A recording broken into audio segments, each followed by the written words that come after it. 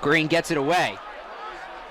Towards the sideline, it'll roll, and Shem will let it bounce in a interesting play there from Max and Gene, the corner, to pick it up. That ball was going to continue to roll. Yeah, that ball had some hop to it. It just kind of hopped right up, and he just caught it. But that could have easily rolled to the 20-yard line, maybe even farther. And he knew it as soon as he picked the ball up that he had made a mistake. But in Jordan Shem, you have one of the top punt returners in the nation. Maybe he was afraid Shem was going to pick it up. Ithaca was just gifted about 10 yards. Let's see if they can take advantage of it. At least 10. They'll start from the 27. It's a screen in the flat. Looking for him out in front is LaFrance. Good second effort there to fall forward for a couple extra yards. How about LaFrance playing his first game? Had a big catch early in that first drive. Now he's featured on the screenplay. Coaching staff showing a lot of confidence in him despite lacking a lot of experience. Game continues to fly by. 6 minutes to go in the third quarter. We've only been playing ball for an hour and a half.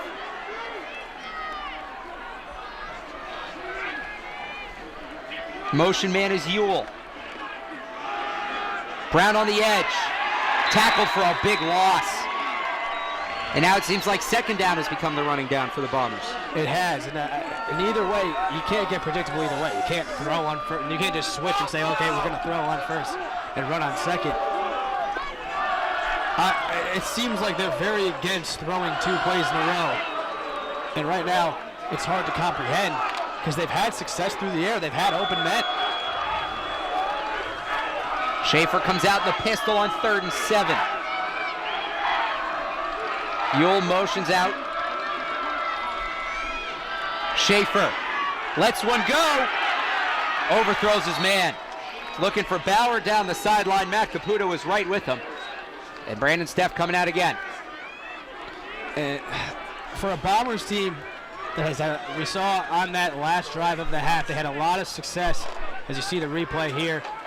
I'm not sure that a fade route, even though they had one-on-one coverage, is the way to go. They've had success over the middle with Mike Lopez. They had success on short routes to the outside, especially with Jared Bauer on the comeback route. I understand you can't get predictable, but stick to what's working.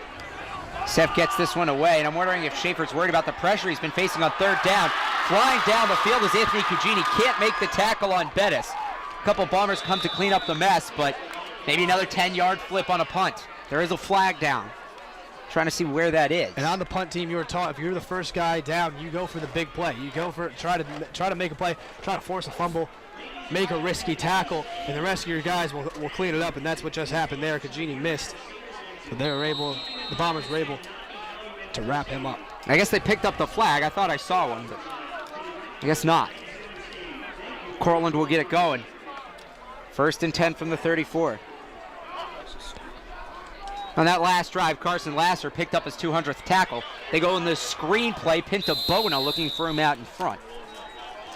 Picks up about 6. Justin Jr. already 200 tackles. A very versatile player on defense for Cortland.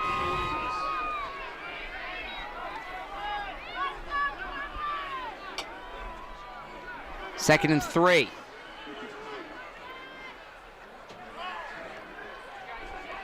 Riley comes in motion. Handoff up the middle. Looking for the edge and finding it is Davis. He'll have the first down. CJ Azenalimba leading the way from the right tackle position. Bombers defense has done very well against the run today. Not on that play, allowing Cortland to pick up the first down.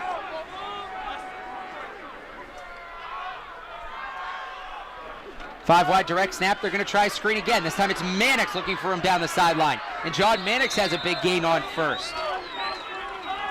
These little screen plays now for Cortland are starting to work out pretty well. Absolutely. I think his defense struggled a little bit with that in the past. They start throwing all these screens. These corners are going to come up and make tackles.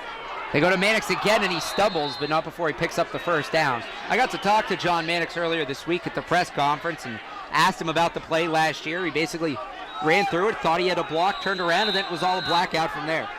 The most interesting answer, though, head coach Dan McNeil saw there was no holder, saw the clock, took his headset off, turned around as it's a quarterback keeper. Ferrara falls forward. McNeil took his headset off, turned around, thought what a way to lose a game, was heading to the locker room when he heard the fans erupt.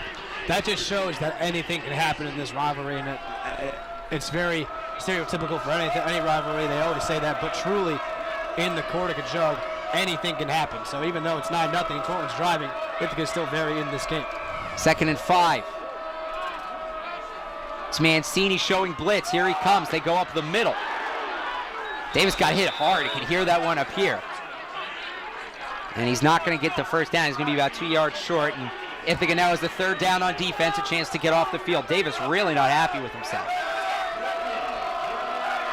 Talks about Steven Ferreira and his efficiency earlier in the game. The most efficient Cortland quarterback for our season coming into this one. He's 13 of 19, 155 yards and a touchdown today, so keeping that up.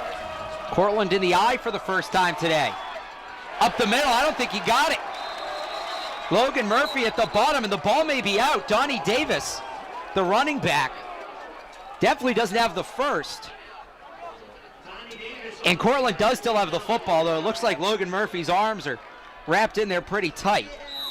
Very interesting call here. We'll see what they do. It looks like they're going to send the punt team on. And yeah, I don't even think he got it to a point where it would be questionable on a 4th and 1. That Ithaca defense did a tremendous job stopping him right at the line. So 4th and 2. You're up 9.